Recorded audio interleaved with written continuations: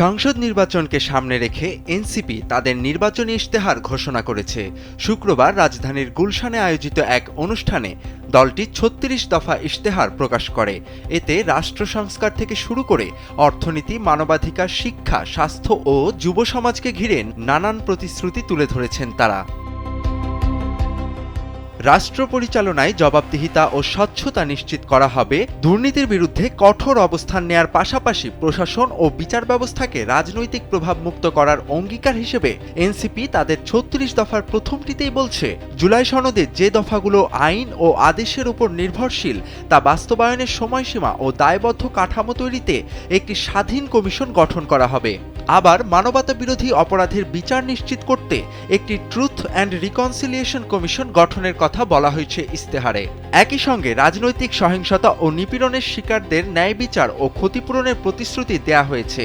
ধর্মীয় ও সামাজিকভাবে সুবিধাবঞ্চিত জনগোষ্ঠীর অধিকার রক্ষায় বিশেষ মানবাধিকার সেল গঠনের ঘোষণাও তারা দিয়েছে।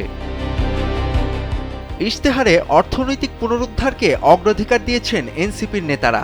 পে স্কেল আধুনিকায়ন, শ্রম আইন কার্যকর করা, কর ব্যবস্থায় সংস্কার এবং কর্মসংস্থান সৃষ্টির প্রতিশ্রুতি রয়েছে। যুব সমাজকে অর্থনীতির মূলধারায় যুক্ত করতে নতুন উদ্যোগ নেয়ার কথাও বলা হয়েছে। এনসিপির ইশতেহারের অন্যতম আলোচিত প্রস্তাব হল ভোটাধিকার বয়স ১৮ থেকে ১৬ বছরে নামিয়ে আনার পরিকল্পনা। দলটির দাবি, এতে তরুণদের রাজনৈতিক অংশগ্রহণ বাড়বে এবং গণতান্ত্রিক প্রক্রিয়া আরও শক্তিশালী হবে। এদিকে শিক্ষা ও স্বাস্থ্য খাতের সংস্কার, মানসম্মত সেবা নিশ্চিত করা এবং নাগরিক সেবায় ডিজিটাল ব্যবস্থার বিস্তারের কথা বলা হয়েছে। পাশাপাশি পর্যটন ও শিল্প খাতের উন্নয়নের মাধ্যমে টেকসই উন্নয়নের লক্ষ্যের কথাও তুলে ধরা হয়েছে।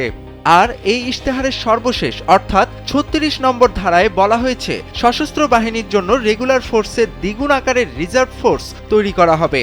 ৫ বছরের সেনাবাহিনীতে একটি ইউএভি ব্রিগেড গঠন ও মাঝারি পাল্লার অন্তত ৮টি surface two air missile battery অধিগ্রহণ করা হবে।